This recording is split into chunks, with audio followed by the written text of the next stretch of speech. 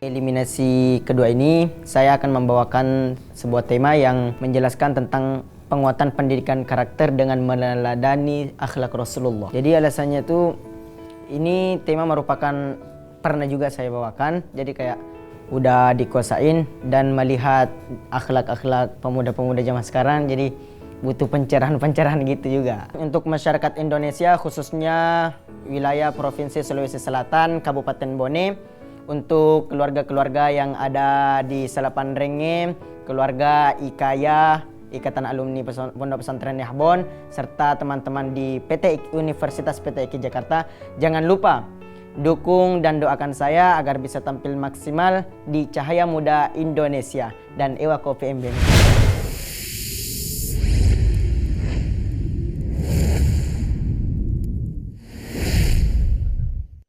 Sahabat Cahaya Muda Indonesia, mana suaranya? Dewan juri yang arif dan bijaksana, serta para penonton yang setia, khususnya sobat-sobat Fadli, insya Allah calon penghuni surga. Allahumma. Assalamualaikum warahmatullahi wabarakatuh. Alhamdulillahilladzi khalaqal insana 'allamahul bayan. Assalatu wassalamu ala khairil insan wa ala alihi wa sahbihi ila yaumil bayan. Nanti ditanya agak kareba tuh, apa jawabnya? Iye madece muah, boleh? Boleh. Para penonton agak kareba tuh. Iye madece muah. Masya Allah. Anak zaman sekarang itu sebenarnya pintar-pintar, Bu. Pintar memahamkan suatu materi, bahkan ada yang melek teknologi. Namun di sisi lain, anak-anak zaman sekarang tuh lisannya itu kotor loh. Sering toksik, berkata kasar, tidak mau menerima nasihat, dan juga tidak bertanggung jawab. Secara fakta dan realita sekarang ini, sekarang generasi penerus bangsa kita kebanyakan keluar sekolah terus menganggur, hidupnya tidak teratur, rambutnya tidak pernah memang mina cukur. Kalau makan maunya daging semur, cita-citanya ingin jadi gubernur, padahal kerjanya cuman mendengkur di atas kasur. Akhirnya tidak jadi gubernur, hidupnya hancur, bahkan tersungkur dari alam dunia sampai ke alam. Betul apa betul? Bukankah Allah Subhanahu wa taala berfirman di dalam surah Al-Ahzab ayat 21 yang berbunyi, A'udzubillahi minasyaitonir rajim, laqad kana lakum fi rasulillahi uswatun hasanah. Sungguh telah ada pada diri Rasulullah itu suri tauladan yang baik bagimu. Profesor Dr. Quraish Shihab menafsirkan bahwasanya umat Islam sebenarnya itu betul-betul mendapatkan tauladan dari sosok Nabi Muhammad. Tauladan yang senantiasa mengingat kepada Allah dikala susah maupun senang. Karena dialah Nabi, sang men super tapi bukan superman. The power of generation, the humanis, berwajah manis, tidak sinis, apalagi bersifat sadis. Betul? Imam Al-Ghazali juga menjelaskan bahwasanya akhlak itu merupakan keimanan kita, kepercayaan kita, bagaimana kita beriman kepada Allah dan juga bisa menghargai sesama manusia. Rasulullah Shallallahu Alaihi Wasallam bersabda, Innama bu'ithu liutammima makarimal akhlaq. Sesungguhnya aku diutus di muka bumi ini hanya untuk menyempurnakan akhlak. Timbul pertanyaan nih. Akhlak manakah yang dimaksud Rasul? Bu. Yang pertama itu ada as-siddiq, yakni jujur dalam perkataan. Contoh anak zaman sekarang itu karena tren, kalau ditanya ini apa sih hubungannya, ini apa sih pengertiannya, karena tren dia jawabnya adalah pokoknya. Kedua ada yang dibilang fatona, yakni bijaksana dalam mengambil tindakan.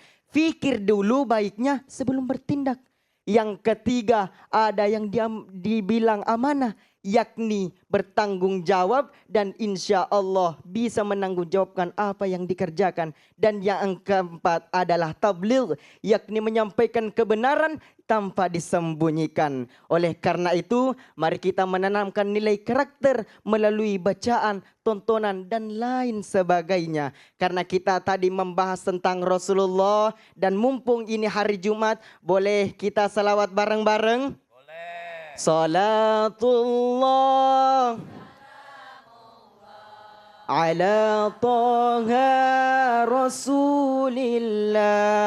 Salatullah salamullah ala Yasin Habibillah. Oleh karena itu mari kita ciptakan lingkungan yang religius melalui bahan tontonan maupun bacaan. Jika hal ini diterapkan, insya Allah siapapun itu orangnya, di mana tempatnya, dan dimanapun dia berada, insya Allah dia akan berguna bagi nusa, bangsa, dan khususnya agamanya. Demikian yang sempat saya sampaikan. Saya Fadli, Dai Mudah dari Sulawesi, Ewako. Assalamualaikum warahmatullahi wabarakatuh.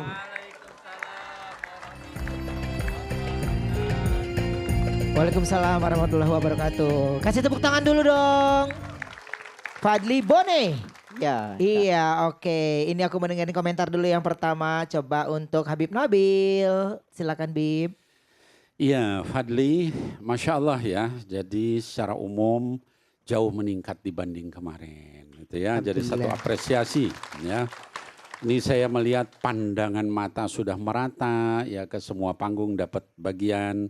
Senyumnya juga dari awal sampai akhir ya, Masya Allah. Kemudian bahkan ada tadi istihad salawat bareng. Masya Allah, meningkatnya jauh dibanding kemarin. Terima kasih, syukron. Terima kasih Bib. Coba kalau Habib Muhammad. Nah, mudah-mudahan kedepannya bisa lebih bagus lagi kalaupun masuk. Amin, Bib. Ya, amin. Itu saja. Baik, terima kasih. Kalau dari Gen Z sendiri, Gen Z? Menurut aku kayak karena Gen Z ya tadi jadi ada kata-kata yang Gen Z banget yang adalah pokoknya gitu. Terus juga kayak belakangnya tuh padahal bagus tuh yang ur tuh. Jadi kayak menurut aku seharusnya itu bisa semuanya dari kita tuh menikmati apa sih ur tuh. Misalnya sampiran-sampirannya gitu. Misalnya kayak tukang bubur, makan cucur gitu. Jangan sampai hidup hancur, ntar disiksa di alam kubur gitu kan. Iya. Maur. Sebenarnya aku juga mau ngasih sesuatu buat kamu loh. Aku mau ngasih sesuatu buat kamu, ini ada kejutan buat kamu. Wah, apa tuh Kak? Nah, kira-kira apa ya kejutannya? Coba kamu perhatikan tayangan berikut ini ya. Ini dia. Untuk anakku Muhammad Nur Fadli, semoga selalu diberikan kesehatan dan keberkahan. Semoga bisa menjadi juara. Juara dan sukses selalu. Assalamualaikum warahmatullahi wabarakatuh. Siapa itu? Support system. Siapa? Kedua orang tua. Sapa dong kedua orang tuanya. Aduh, ada bawang. Coba dong. Ya khusus kepada, kan dipanggilnya mama kalau di Sulawesi. Mama sama bapak sehat-sehat selalu. Jangan pernah berhenti untuk menyemangatkan Fadli. Tapi dipanggilnya si Adel Kak, Fadel. Karena terutama Fadel tuh kayak lebih ditegaskan untuk memang menempuh pendidikan Kak. Jadi kayak kakak-kakaknya kayak udah bekerja bantu orang tua. Jadi kayak setidaknya ada Fadel yang bisa fokus dalam pendidikan dulu. Apa pesan dari orang tua untuk kamu yang paling kamu bisa pegang sampai sekarang ini? Yang sering menjadi kekuatan buat kamu? Pernah pas mondok karena udah nggak mau ngikut aturan gitu Kak. Pernah mau keluar gitu. Tapi kata ibu yang paling kuingat gini. Setidaknya kalau kamu nggak mau nganggap pembina kamu di pondok, percaya sama ibu aja, percaya sama ibu, ayah ingat ada ayah sama ibu ngedukung. Bagaimanapun prosesnya jalani aja dulu. Pernah udah mau lari padahal mau pergi disuruh jemput gak mau datang, tapi kata ibu jalani aja dulu, ingat ada ibu yang menaruh harapan besar untuk kamu. Kita doakan mudah-mudahan berhasil ya. Nanti bisa kembali dan membanggakan keluarga. Amin. Terima kasih banyak. Kasih Kak Ruben. Iya, terima kasih Kasih banyak. Kak Juri.